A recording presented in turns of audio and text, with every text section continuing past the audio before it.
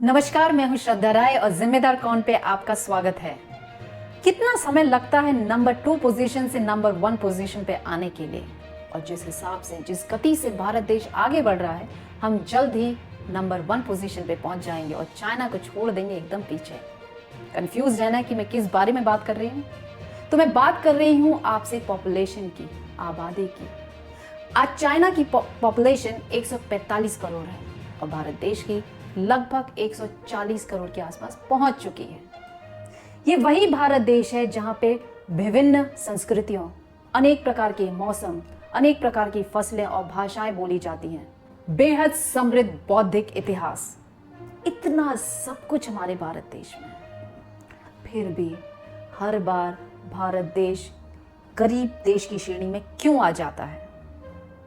संसार के हर क्षेत्र में टॉप 10 में आने वाला भारत देश की आधी आबादी गरीबी रेखा के नीचे क्यों आती है?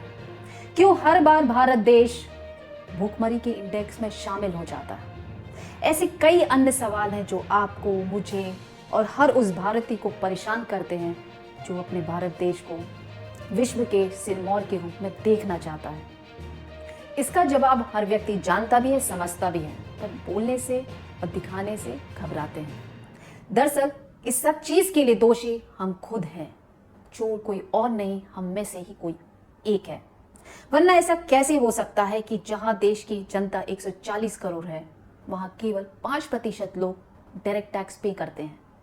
मजबूरी में ही सही, पर ये 5% लोग अपनी सालाना आय को सरकार को दिखाते भी हैं और उस पर टैक्स भी भरते हैं।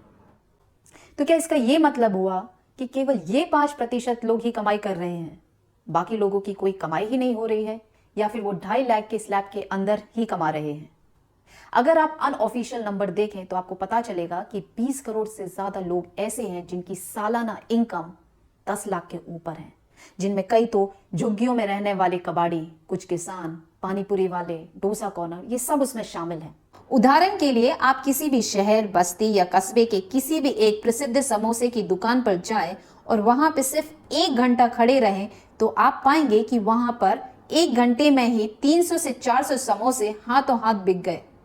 अब अगर एक समोसे की कीमत 5 रुपए भी मान लें तो अंदाजा लगाना मुश्किल नहीं होगा कि दिन भर में उस दुकान का काउंटर कम से कम 10,000 रुपए का है, जिसमें लागत और अन्य खर्चे मिला भी ले तो 40% से ऊपर नहीं होता।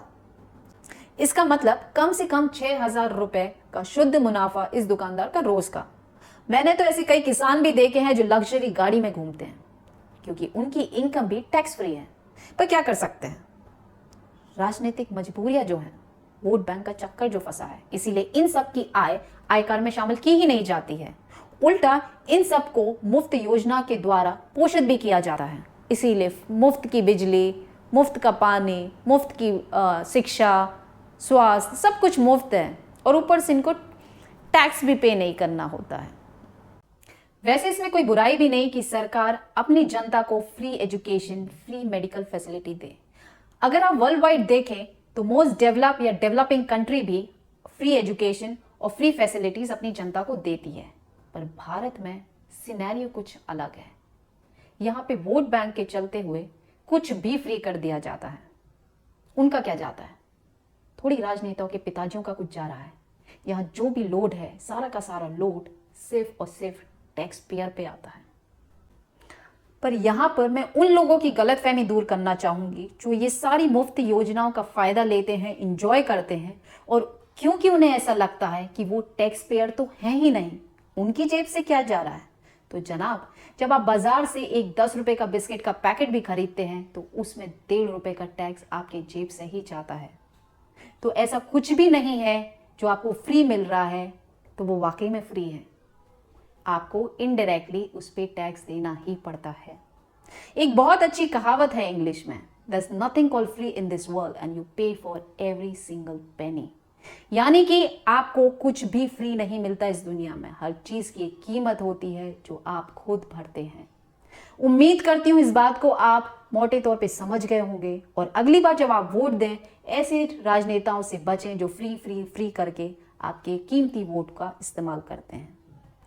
जुड़े रहिए मेरे साथ जिम्मेदार कौन पे। नमस्कार।